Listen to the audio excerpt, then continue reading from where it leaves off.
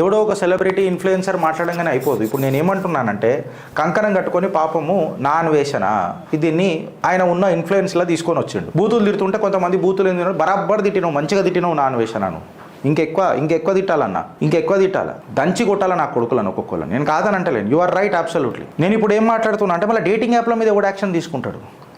ముక్కు పచ్చలారని వయసులో బలైపోతున్న ఆ ఆడపిల్లల జీవితాలు ఏం కావాలా?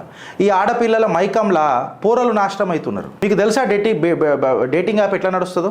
ఊర్లలోకైనా పాపం ఏదో ఉద్యోగం చేసుకుంటానని వచ్చి హాస్టళ్ళల్లో ఉంటున్నప్పుడు వాళ్ళ జీవితాలలో ఒకడు ఎంటర్ అయ్యి వాడో లేకపోతే ఆమెనో వాళ్ళ ఎంటర్ చేసిన తర్వాత డేటింగ్ యాప్లలో వాళ్ళ పరిచయం చేసి దాని తర్వాత వర్చువల్ అడ్డమైన చాట్ అంటారు, దాన్నే సెక్స్ చాట్ అని అంటారు. ఈ అడ్డమైన చాట్కి వాళ్ళని గురి చేసి ఇట్లా మాట్లాడితే ఒక రేటు, అట్లా మాట్లాడితే ఒక రేటు, ఆ డ్రెస్ వేసుకొని మాట్లాడితే ఒక రేటు, ఈ డ్రెస్ వేసుకుంటే మాట్లాడితే ఒక రేటు, ఇంత పచ్చిగా మాట్లాడుతున్నాను. డేటింగ్ యాప్ల మీద చిత్రగుప్తికి ఇప్పటికీ ఎన్నో ఫోన్లు, దీని మీద మేము ఆల్రెడీ ఒకసారి మాట్లాడినాం కూడా. బెట్టింగ్ యాప్లనే సూసైడ్లు అయితలేవు, డేటింగ్ యాప్లలో జీవితాలు సంకనాకిపోతుంది. లవ్ అనేది ఒక పయస్ రిలేషన్షిప్ రా బాబు. ఈ డేటింగ్ యాప్ల వల్ల పెళ్లి సంబంధాలు పెంచలవుతున్నాయి. It has become more of a lust. Breakup కాగానే ఇంకొక దగ్గర ప్యాకప్ అవుతుంది, ఇంకొక దగ్గర ప్యాచప్ అవుతుంది. ఇది కూడా ఒక కైండ్ ఆఫ్ బెట్టింగ్ యాపే కదా.